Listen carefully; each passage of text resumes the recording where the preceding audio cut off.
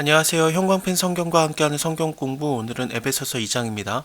너희의 허물과 죄로 죽었던 너희를 살리셨도다. 그때 너희가 그 가운데서 행하여 이 죽음에서 행하였다라는 건데, 허물과 죄, 어떤 죄를 졌느냐? 이 세상의 풍속을 쫓는 거, 공중권세를 잡은 자를 따랐던 거, 결국에는 그 우상 숭배를 했던 걸 얘기하고 있거든요. 곧 지금 불순종의 아들들 가운데 역사하는 영이라 본질상 분노의 자녀였다라는 식으로도 표현이 되고, 육체의 욕심을 따랐다라고 나오는데, 우상 숭배예요. 사도행전 19장에서 에베소에 바울이 다시 와서 어떻게 너네가 예수에 대해서 알기는 안 해. 근데 왜 성령 세례는 모르지? 그렇게 물어보지 않습니까? 왜냐하면은 이 아볼로가 와가지고 예수 그리스도에 대해서 증거를 하고 다녔던 거거든요.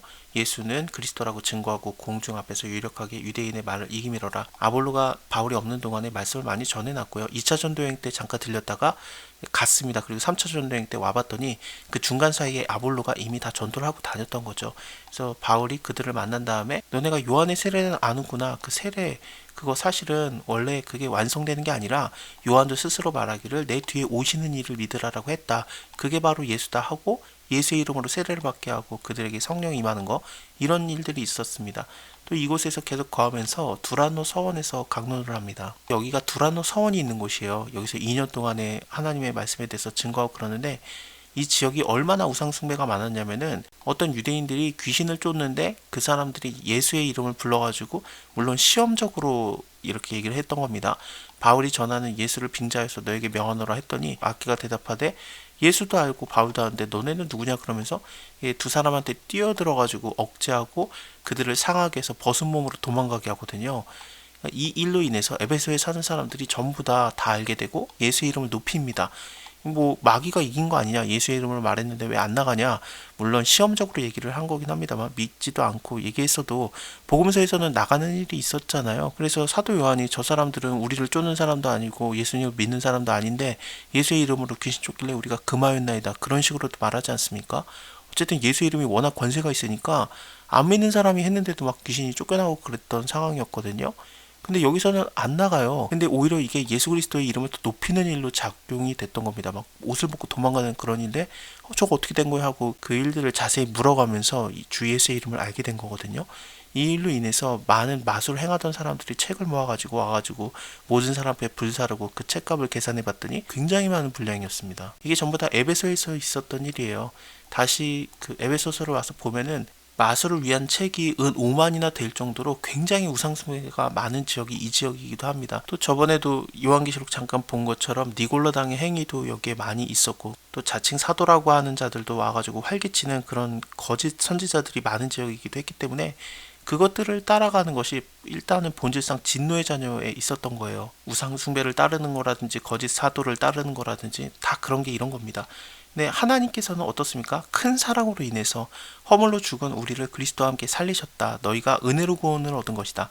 또한 함께 일으키사 그리스도 예수 안에서 함께 하늘에 앉히시니 이는 그리스도 예수 안에서 우리에게 자비하심으로써 그 은혜의 지극히 풍성함을 오는 여러 세대에 나타내려 하심이라. 너희가 그 은혜를 인해서 믿음으로 말미암아 구원을 얻었다. 얼마나 많은 은혜를 얻었냐면은 바울도 와서 전도했죠. 바울 잠깐 떠나 있으니까 아볼로가 와서 전도했죠. 또 나중에 사도 요한이 와가지고 그 반모섬이 에베소 바로 근처거든요. 그래서 거기에서 에베소를 위한 편지를 보내주기도 하고 그렇죠. 또 수많은 동역자들이 여기서 사역을 했거든요. 또 두란노 서원에서 바울이 2년 동안 사역을 했고, 하나님의 풍성하신 은혜가 에베소에게 많이 넘쳐 흘렀던 겁니다.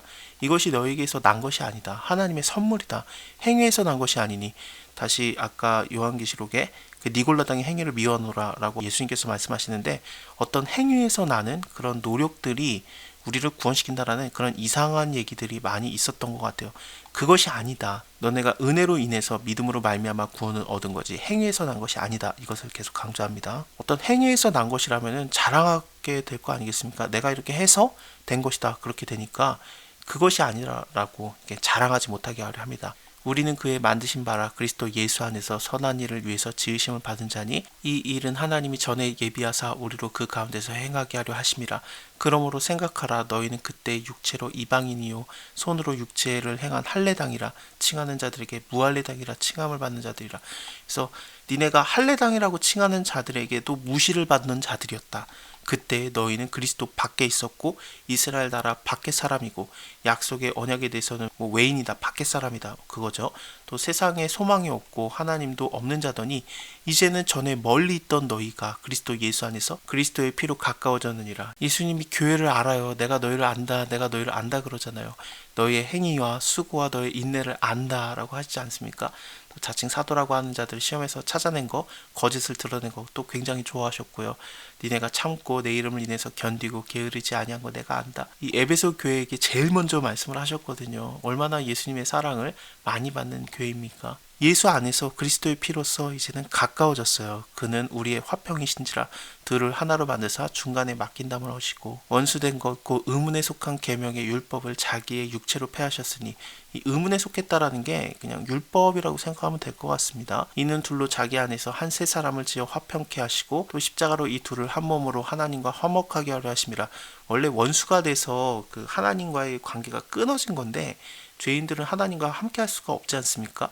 근데 예수님께서 화목제물이 되시면서 십자가에서 그 죄된 것들, 원수된 것들을 다 소멸하시기 때문에 하나님과 우리 사이가 다시 화목하게 되는 겁니다. 그래서 우리가 하나님과 하나가 되는 거죠. 그리스도 안에서 이게 가능해지는 겁니다. 그리스도 안에서 예수 그리스도의 피로 가까워지는 겁니다. 또 오셔서 먼데 있는 너희에게 평안을 전하고 가까이 있는 자들에게 평안을 전하셨으니 이는 저로 말미암아 우리 둘이 한 성령 안에서 하나님께 나아감을 얻게 하려 하심이라. 그러므로 이제부터 너희는 외인도 아니고 밖에 있는 자도 아니고 손님도 아니고 오직 성도들과 동일한 시민이요 하나님의 권속이라. 너희는 사도들과 선지자들의 터 위에서 세움을 입은 자라. 그리스도 예수께서 친히 모퉁이 돌이 되셨느니라. 그 안에서 건물마다 서로 연하여서 주 안에서 성전이 되어가고 너희도 성령 안에서 하나님의 거하실 처소가 되기 위해서 예수 안에서 함께 지어져 가느니라. 모퉁이 돌 대신 예수 그리스도와 함께 연하여져서 하나님의 성전이 지어져 가는데 그 돌 하나하나가 다 믿는 자들, 우리들이 되는 겁니다. 믿는 자들 한 명 한 명이 주님 안에서 성전이 되어가는 거죠. 예수님께서 모퉁이 돌이 되시고요. 자, 오늘은 여기까지 보고요. 다음에 3장 이어서 보겠습니다. 감사합니다. 다음에 뵐게요.